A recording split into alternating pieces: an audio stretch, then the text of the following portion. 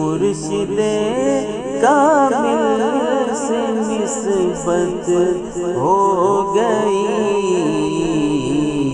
زندگی کی قدر و قیمت ہو گئی، زندگی کی قدر و قیمت ہو گئی۔ السلام علیکم ورحمۃ اللہ وبرکاتہ۔ تعلیمات رحمانیہ۔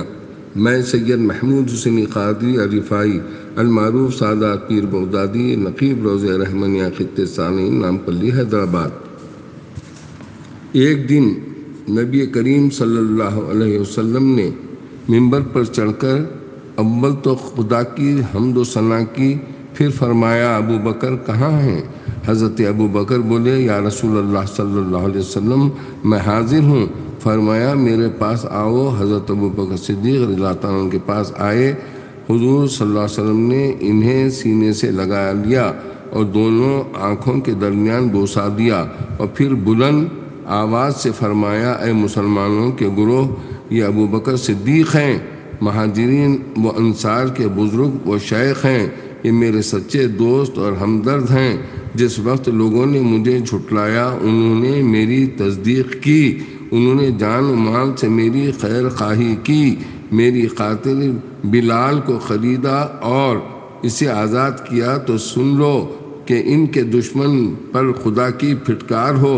خدا ایسے شخص سے بیزار ہے اور میں بھی بیزار ہوں، تم لوگوں کو چاہیے کہ میرا یہ اعلان سب کو سنا دو۔ پھر فرمایا عمر کہاں ہیں؟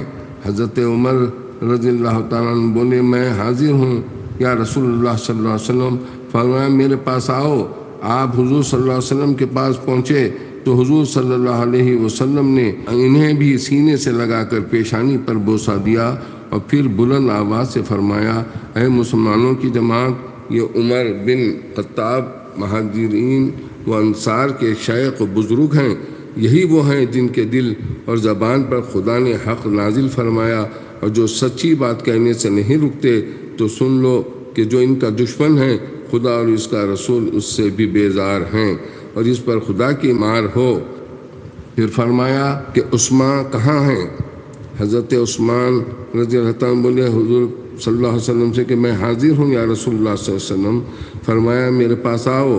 حضرت عثمان غنی رضی اللہ تعالیٰ عنہ حضور کے پاس گئے تو حضور صلی اللہ علیہ وسلم نے انہیں بھی چھاتی سے لگایا اور پیشانی چوم کر بلند آواز سے فرمایا یہ عثمان مہاجرین و انصار کے شیخ و بزرگ ہیں، یہی وہ شخص ہیں جن سے آسمان کے فرشتے بھی حیا کرتے ہیں، یہی وہ ہیں جن کے نکاح میں نے خدا کے حکم سے 2 بیٹیاں دی اور ان کو اپنا داماد بنایا۔ سن لو کہ ان کے دشمن پر بھی خدا کی لعنت ہے۔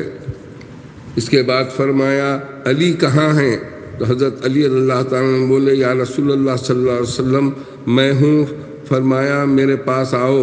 تو حضور نے انہیں بھی سینے سے لگایا، پیشانی کو چوما، اور پھر بلند آواز سے فرمایا اے مسلمانوں کے گروہ، یہ سیدنا علی ابن ابی طالب ہیں، مہاجرین و انصار کے شیخ و برگزیدہ ہیں، یہ میرے بھائی اور میرے چچا کے بیٹے اور میرے داماد بھی ہیں، یہ میرے گوشت و خون ہیں، یہ اللہ کے دشمنوں کے لیے تلوار ہیں، یہی شیر خدا ہیں۔ سو سن لو کہ ان کے دشمن پر خدا کی لعنت اس میں بھی بری ہوں، اور خدا بھی بری ہے۔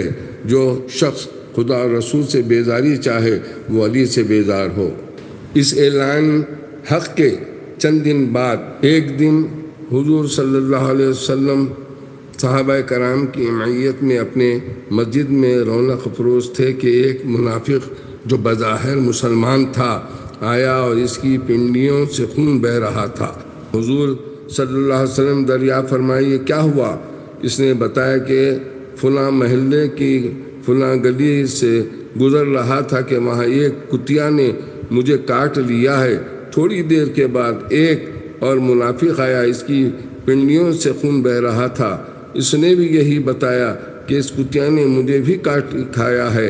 حضور صلی اللہ علیہ وسلم نے صحابہ کرام سے فرمایا چلو تو اس کتیا کو دیکھیں، ممکن ہے وہ دیوانی ہو گئی ہو۔